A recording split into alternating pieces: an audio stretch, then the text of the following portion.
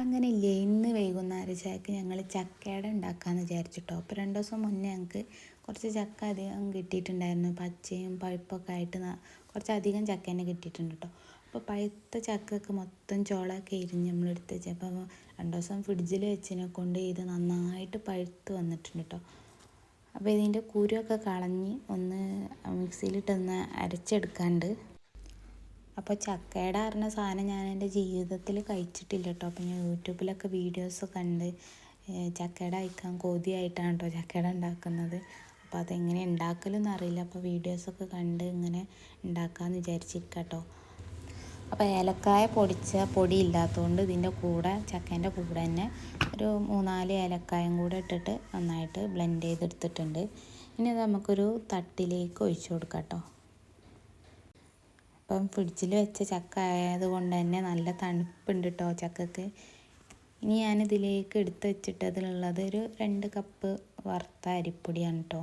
അപ്പോൾ ആ വറുത്ത അരിപ്പൊടിയും അതേപോലെ ഒരു മുറി തേങ്ങ ചിരകിയതുകൊണ്ട് അതും കൂടി ഇട്ടിട്ട് നമുക്ക് നന്നായിട്ട് ഇതൊന്ന് കുഴച്ചെടുക്കാം.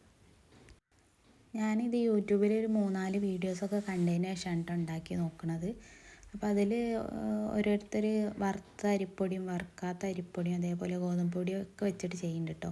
അപ്പോൾ ഞാൻ നന്നായിട്ട് കുഴച്ചെടുത്തതിന് ശേഷം 2.5 ആണി ശർക്കര ഉരുക്കിയ ശർക്കരപ്പാനിയാക്കി വെച്ചിട്ടുണ്ടായിരുന്നു. അപ്പം അതും കൂടെ അതിൽ ചേർത്ത് കൊടുത്തിട്ട് നന്നായിട്ട് ഒന്ന് കുഴച്ച് വെച്ചിട്ടുണ്ട്.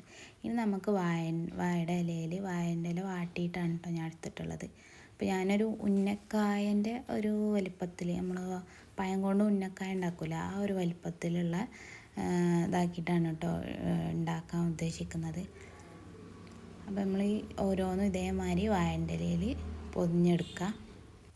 ഇത് നമ്മൾ പൂവാടൊക്കെ ഉണ്ടാക്കുന്ന പോലെ മാവ് കുറച്ച് ടൈറ്റാക്കിയിട്ട് അതിൻ്റെ ഉള്ളിൽ തേങ്ങയും ശർക്കരയൊക്കെ നിറച്ചിട്ട് മടക്കി വെച്ചിട്ട് ഉണ്ടാക്കാം കേട്ടോ. അപ്പോൾ ഞാൻ ഈ ഒരു രീതിയിലാണ് മൊത്തം ഉണ്ടാക്കിയത്. മൊത്തമായിട്ട് കുഴച്ചിട്ട് വാഴൻ്റെ ഇലയിൽ ചുരുട്ടി വെക്കുന്ന രീതി കേട്ടോ. അപ്പോൾ ഇത് മൊത്തം ഞാൻ ഇഡ്ഡലി ചെമ്പിൽ ആവി കയറ്റാൻ വെച്ചിട്ടുണ്ട്. ഇനി നമുക്കത് അടച്ച് വെച്ചൊരു 25 മിനിറ്റ് ഒന്ന് വേവിച്ചെടുക്കാം. അപ്പോൾ ഇത് വെച്ചിട്ടൊരു 25 മിനിറ്റ് കഴിഞ്ഞിട്ടുണ്ട് കേട്ടോ. അപ്പോൾ അതിൻ്റെ അവസ്ഥ എങ്ങനെയാണ്, അപ്പോൾ നമ്മൾ വെക്കുമ്പോൾ മാവൊക്കെ നല്ല ലൂസായിട്ടല്ലേ, ഇപ്പോൾ മാവ് നമ്മൾ തൊട്ട് നോക്കുമ്പോൾ ഒരു ഹാർഡായിട്ടുള്ള ടൈപ്പിലായിട്ടുണ്ട്. അപ്പോൾ ഇത് നമുക്കൊന്ന് കഴിച്ച് നോക്കാം. ആദ്യമായിട്ട് ഉണ്ടാക്കിയതുകൊണ്ട് ഭയങ്കര ശുഷ്കാന്തി ഉണ്ട് കേട്ടോ. ഇതെങ്ങനെയാവും എന്താവും എന്നൊക്കെ അറിയാൻ, ടേസ്റ്റ് എങ്ങനെയാണെന്നൊക്കെ അറിയാൻ വേണ്ടിയിട്ട് കഴിച്ച് നോക്കിയപ്പോൾ നല്ല അടിപൊളി ടേസ്റ്റാണ് കേട്ടോ. പ്രതീക്ഷിച്ചതിനേക്കാളും കുറച്ചും കൂടി ഒരു ബെറ്ററായി തോന്നി, ആദ്യമായിട്ട് കഴിക്കുന്നതുകൊണ്ടല്ലേ. അപ്പം നല്ല അടിപൊളിയായിട്ടുണ്ട്. അപ്പോൾ എനിക്ക് തോന്നുന്നു ആദ്യമായിട്ടൊക്കെ ഉണ്ടാക്കി നോക്കുന്നവർക്ക് ഞാനിപ്പോൾ ഉണ്ടാക്കിയൊരു മെത്തേഡാണ് സിമ്പിളായിട്ടും ടേസ്റ്റി ആയിട്ടും കഴിക്കാൻ പറ്റുന്നത് തോന്നുന്നു. അപ്പോൾ ഉണ്ടാക്കി നോക്കാത്തവരാണെങ്കിൽ ഒന്ന് ഉണ്ടാക്കി നോക്കിയിട്ട് അടിപൊളിയാണ്.